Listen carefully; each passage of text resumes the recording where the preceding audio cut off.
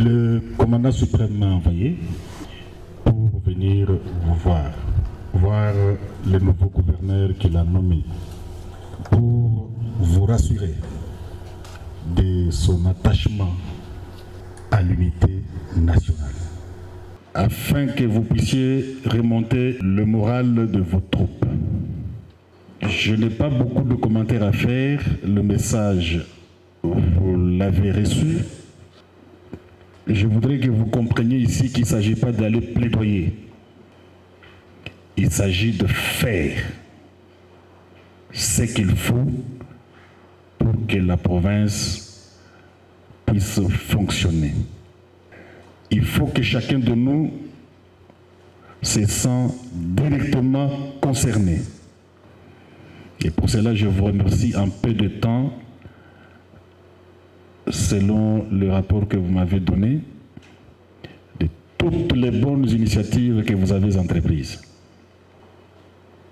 Nous devons retenir que notre devoir à tous, c'est de défendre l'intégrité de la République démocratique du Congo.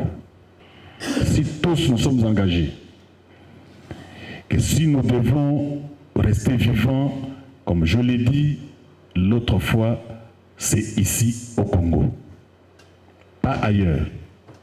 Et si nous devons rester morts, c'est ici au Congo. Nous allons faire tout afin de mettre tout en œuvre pour que tout ce que vous avez besoin vous arrive très rapidement, et je dis très rapidement. Officiers généraux, officiers supérieurs, officiers subalternes, sous-officiers, caporaux, matelots et soldats. Le président de la République, chef de l'État et commandant suprême des forces armées de la République démocratique du Congo, s'est adressé à la nation en date du 29 janvier 2025. Suite à l'agression du Rwanda et le silence coupable de la communauté internationale. En ces jours, je m'adresse à vous. Allez-vous permettre à nos audacieux ennemis de violer impunément l'intégrité du territoire de la République? Allez-vous permettre que s'échappe l'armée qui a porté la terreur dans vos familles? Vous ne le ferez pas. Marchez donc contre elle, arrachez à son front les territoires actuellement sous son emprise. Votre engagement et la fidélité à votre devise, ne jamais trahir le Congo. Toutes ces guerres sont causées par la convoitise de nos ennemis.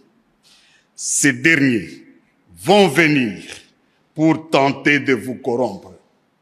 Il ne faut donc pas trahir le Congo. Vous devez vous rappeler les conséquences d'une armée défaite.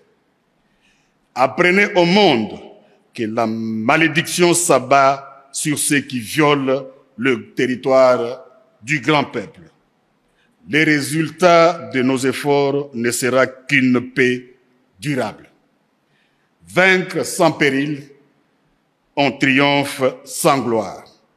Il n'y a aucun orgueil à tirer d'une victoire facile vis-à-vis de l'ennemi.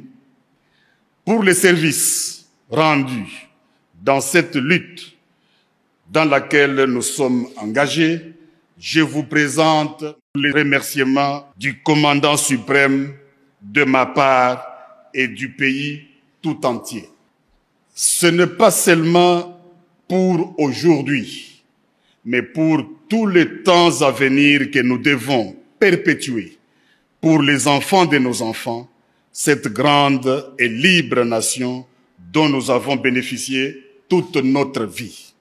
Je vous prie de vous souvenir, non seulement pour moi, mais aussi pour vous, que la nation vaut la peine que l'on se batte pour elle, pour s'assurer un tel joyau inestimable qu'est la République démocratique du Congo. Nous avons devant nous une épreuve de plus pénible. De nombreux et longs mois de lutte et de souffrance. Vous vous demandez quelle est notre politique. Je veux le dire ici. C'est faire la guerre par mer, par terre et par air, de toutes nos forces et avec toute la force que Dieu peut nous donner, de faire la guerre contre la tyrannie monstrueuse, jamais surpassée dans le sombre et lamentable catalogue du crime humain. Telle est notre politique. Il s'agit d'une question de vie ou de mort pour la République démocratique du Congo. Il s'agit particulièrement de savoir si le peuple congolais restera libre ou tombera dans l'esclavage post-colonial.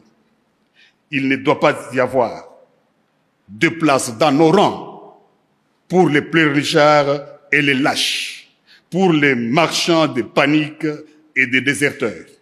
Notre peuple ne doit connaître aucune peur au combat et doit se joindre de manière désintéressée à notre guerre patriotique de libération, notre guerre contre les asservisseurs fascistes.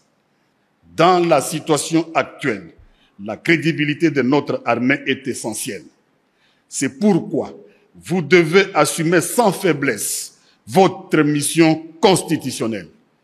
Défendre les frontières de la République démocratique du Congo contre toutes les menaces, d'où qu'elles viennent.